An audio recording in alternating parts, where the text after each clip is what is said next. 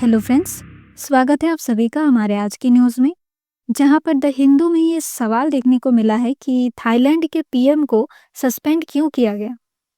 सबसे पहले तो इसकी स्टोरी को जानते हैं। थाईलैंड के पीएम पेटोंगटन शिनावात्रा को कॉन्स्टिट्यूशनल कोर्ट ने 1 जुलाई को कंबोडिया सीनेट हुन सेन के साथ एक फ़ोन कॉल के लीक होने के बाद सस्पेंड किया गया। तो आखिर ये कॉल किस चीज़ को लेकर था? 15 जून को इसकी शुरुआत हुई। 28 मई को बॉर्डर पर एक कन्फ्लिक्ट की वजह से एक कंबोडियन सोल्जर की डेथ हुई, जिसके बाद टेंशन्स को कम करने के लिए ये कॉल किया गया था और लगभग 17 मिनट्स का एक कन्वर्सेशन था। तो थाईलैंड के पीएम ने बॉर्डर पर गार्ड करने वाले एक थाई मिलिट्री जनरल को विरोधी कहा था। एक ऐसे देश के सोल्जर को कहा जहां बॉर्डर पर कन्फ्लिक्ट का इतिहास रहा है। तो ऑब्वियसली स्टेटमेंट को एक इंसल्ट के तौर पे ही माना जाएगा। आगे बढ़ते हैं। इस पर स्टेक होल्डर्स के क्या रिएक्शंस थे? पीएम ने कहा कि उनका इंटेंशन सिर्फ सिचुएशन को स्टेबल करना था, लेकिन ये न्यूज़ ऐसे लीक हो जाएगी, ये बिल्कुल भी उनको एक्सपेक्टेड नहीं था। इसके बाद उनके प्रशासन ने कंबोडियन एम्बेसडर को प्राइवेट कन्वर्सेशन के लीक होने को लेकर ब्लेम करते हुए एक प्रोटेस्ट लेटर देने के लिए बुलाया।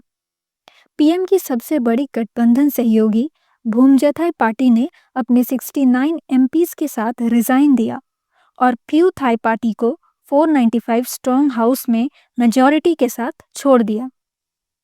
मेन अपोजिशन पार्टी यानी पीपल्स पार्टी, जो एक पॉपुलर मूव फॉरवर्ड पार्टी का एक ब्रांच है, उस पर भी कोर्ट ने बैन लगा दिया था।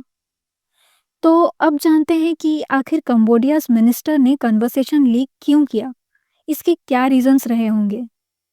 तो ये उन्होंने अपने बचाव में किया। ऑफिशियल मैटर्स में किसी भी तरह की मिसअंडरस्टैंडिंग या रॉन्ग स्टेटमेंट से बचने के लिए कन्वर्सेशन को रिकॉर्ड किया था। आगे ये भी कमेंट किया और थाईलैंड के पीएम के अगेंस्ट कमेंट को राजशाही का अपमान बताया है। तो इन सब डिस्कशंस में कहीं ना कहीं हम ये तो जानना ही चाहेंगे कि कंबोडिया और थाईलैंड के बीच रिलेशंस कैसे हैं। लेकिन उससे भी पहले ये जानना इम्पोर्टेंट है कि ये दोनों कंट्रीज कहाँ पर लोकेटेड हैं। तो कंबोडिया जो है वो साउथ ईस्ट एशिया में लोकेटेड है, जिसका बॉर्डर नॉर्थ वेस्ट में थाईलैंड, नॉर्थ में लाओस, ईस्ट में वियतनाम और साउथ वेस्ट में गल्फ ऑफ थाईलैंड से बॉर्डर्ड है। इसका कैपिटल है नोम पेन। अब अगर हम थाईलैंड की बात करें तो वो भी साउथ ईस्ट एशिया में ही लोकेटेड है, जिसका बॉर्डर नॉर्थ वेस्ट में म्यांमार, नॉर्थ ईस्ट में लाओस, ईस्ट में कंबोडिया और साउथ में मलेशिया की तरफ है। इसके साउथ वेस्ट में अंडमान सी और साउथ ईस्ट में गल्फ ऑफ थाईलैंड के कोस्ट लाइन्स भी है। इसका कैपिटल है बैंकॉक। चलिए अब इनके रिलेशंस के बारे में जानते हैं। तो ये दोनों 800 किलोमीटर बॉर्डर शेयर करते हैं और यहाँ कई विवादित लोकेशंस भी है। ये हॉटस्पॉट इनसेपरेबल फैक्शंस के लिए दावा करने और रीजनलिस्ट इंटेंसिटी प्रोवोक करने का जरिया बनते हैं। दोनों देशों की सरकारों द्वारा घरेलू इश्यूज से अटेंशन हटाने और उनका जो एजेंडा है उसको आगे बढ़ाने के लिए इन एरियाज में कन्फ्लिक्ट करवाना भी नॉर्मल बात है। एक्सपर्ट्स का ये मानना है कि हुन सेन, जो 33 इयर्स तक पीएम रहने के बाद अपनी पोस्ट उनके बेटे को सौंपकर एट प्रेजेंट कंबोडियन सीनेट के हेड है।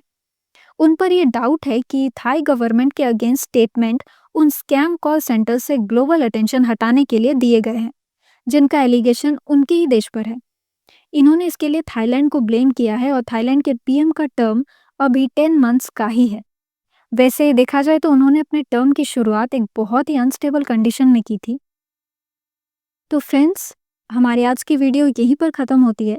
अगर आपको इस आर्टिकल से रिलेटेड नोट्स चाहिए तो टेलीग्राम चैनल में अपलोड किया गया है, आप लोग उसमें ज्वाइन कर सकते हैं और इसका जो लिंक है वो आपको वीडियो के डिस्क्रिप्शन में मिल जाएगा। और इसी के साथ हमारे चैनल को सब्सक्राइब और लाइक शेयर ज़रूर कीजिए।